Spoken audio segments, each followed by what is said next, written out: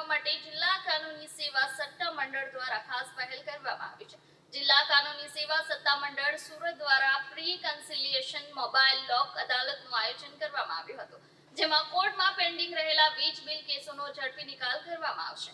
જિલ્લા કાનૂની સેવા સટ્ટા મંડળ સુરત દ્વારા વીજ બિલ સંબંધિત કેસોમાં રાહત આપવા માટે પ્રી કન્સિલિયેશન મોબાઈલ લોક અદાલતનું આયોજન કરવામાં આવ્યું છે।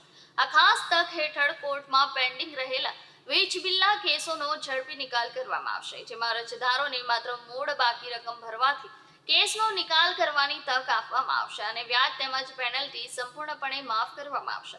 ઉપરાંત બાકી રકમ સરળ હપ્તામાં ચૂકવવાની સુવિધા પણ ઉપલબ્ધ રહેશે। આ તકનો લાભ લઈને નાગરિકો કોર્ટમાં આવવા જવાનો સમય તેમજ નાણાંનો ખર્ચ બચાવી શકે છે। જિલ્લા કાનૂની સેવા સટ્ટા મંડળ દ્વારા પ્રી કન્સિલિયેશન મોબાઈલ લોક અદાલતનો કાર્યક્રમ દાદા કોમ્યુનિટી હોલ રાહત સોસાયટી ઉનપાટિયા સુરત ખાતે યોજવામાં આવ્યો છે। તેથી સંબંધિત નાગરિકોને અપીલ કરવામાં આવે છે કે તેઓ આ તકનો લાભ લઈ પોતાના વીજ બિલના કેસોની સરળતાથી નિકાલ કરાવે।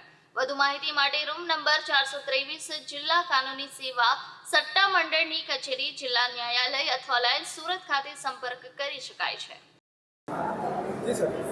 જી, મારું નામ વિશાલ લંગાડિયા છે। હું લીગલ એડ ડિફેન્સ કાઉન્સિલ છું। કોસાડ આવાસ ખાતે મોબાઈલ લોક અદાલતનું આયોજન કરવામાં આવેલું, જેમાં ભવ્ય સફળતા મળેલી। એટલે જિલ્લા કાનૂની સેવા સત્તા મંડળના અધ્યક્ષ શ્રી આર.એ. ત્રિવેદી સાહેબની સૂચનાથી અહીંયા ઊન ભેસ્તાન ખાતે મોબાઈલ લોક અદાલત અને પ્રી કન્સિલિયેશનનું આયોજન કરવામાં આવ્યું છે। જિલ્લા કાનૂની સેવા સત્તા મંડળના ફૂલ ટાઈમ સેક્રેટરી સાહેબ શ્રી ડી.આર. જોશી સાહેબ હાજર છે।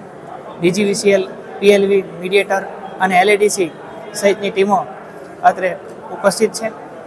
ઊન વિસ્તાર રાહત સોસાયટીના દાદાહોલ ખાતે આ કાર્યક્રમ રાખવામાં આવ્યો છે, જેમાં 64 જેટલા દાવાઓ પેન્ડિંગ છે।